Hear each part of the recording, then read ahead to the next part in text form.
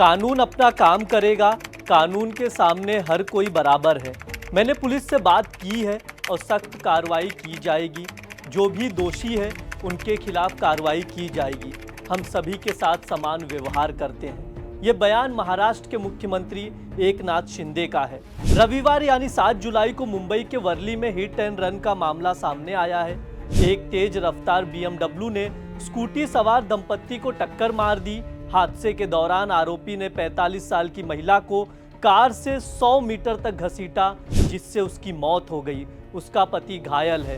Car मुख्यमंत्री एकनाथ शिंदे की party Shiv Sena के नेता राजेश शाह का बेटा मिहिर शाह चला रहा था। उसके साथ ड्राइवर भी था। घटना के बाद से मिहिर शाह फरार है।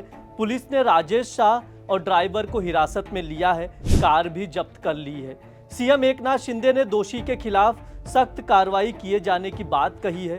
आपको बता दूं, इस घटना से करीब 2 महीने पहले 18 मई की रात पुणे में लग्जरी कार की टक्कर से 24 साल के सॉफ्टवेयर इंजीनियर युवक युवती की मौत हुई थी।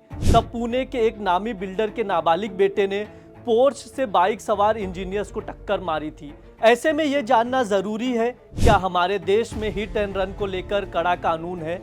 नए कानून में इसको लेकर क्या प्रावधान है? हर रोज हिट एंड रन की वजह से कितने लोगों की जानें जाती हैं? दूसरे देशों में इसको लेकर क्या नियम कायदे हैं? सब पर बात करेंगे, लेकिन बारी बारी से। नमस्ते, मेरा नाम ब्रिज द्विवेदी है। आप देख रहे हैं दैनिक जागरण। सबसे पहले हिट एंड रन को लेकर जो नया कानून है वो समझ लेते हैं। इसके लिए हमने सुप्रीम कोर्ट के वकील रुद्र विक्रम सिंह से बात की। उन्होंने क्या बताया, सुनिए। भारतीय न्याय संहिता के हिसाब से सेक्शन 106 की उपधारा 1 और 106 की subsection 2 hit and run case को डिफाइन करते हैं।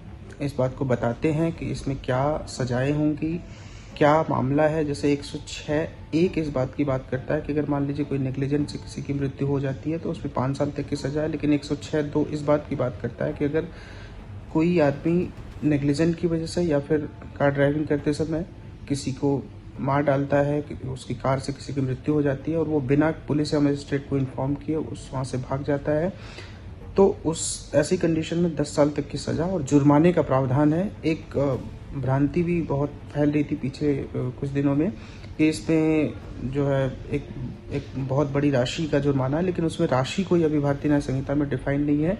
और इसमें अभी इस बात पर भी संशय है कि क्या ये अभी जो भारतीय न्याय संहिता लागू हुई है, सेक्शन 106 की धारा 2 लागू है या नहीं है। हमने एडवोकेट रुद्र से ये भी जानना चाहा, पहले हिट एंड रन को लेकर क्या कानून था। सुनिए उन्होंने क्या कहा। देखिए, पुराना जो इंडियन पीनल कोड था उसमें सेक्शन 279, 304A और 338 हिट एंड रन केसेस को डिफाइन करते थे। उसमें ये इस बात को डिफाइन करते थे कि इसमें कितनी सजाएं होंगी, जो बिलेबल ऑफेंस हुआ करते थे पहले, और मैक्सिमम जो पनिशमेंट था उसमें 2 साल तक का पनिशमेंट था। इसीलिए कभी किसी मामले में इसकी निंदा भी होती थी। जैसे एक हाल ही में एक केस जो पुणे का केस था, उस बारे में निंदा हुई कि अपराधियों को क्यों तुरंत छोड़ दिया गया, क्योंकि कानून इस तरीके के थे इंडियन पीनल कोड में कि अगर कोई हिट एंड रन केस में होता है तो एक तो बिलेबल ऑफेंस होते हैं, और अगर बिलेबल ऑफेंस है तो उसमें जमानत भी अपराधी की हो जाती थी, और अगर वो अपराध में लिप्त पाया जाता है और उस पर अपराध सिद्ध हो जाते थे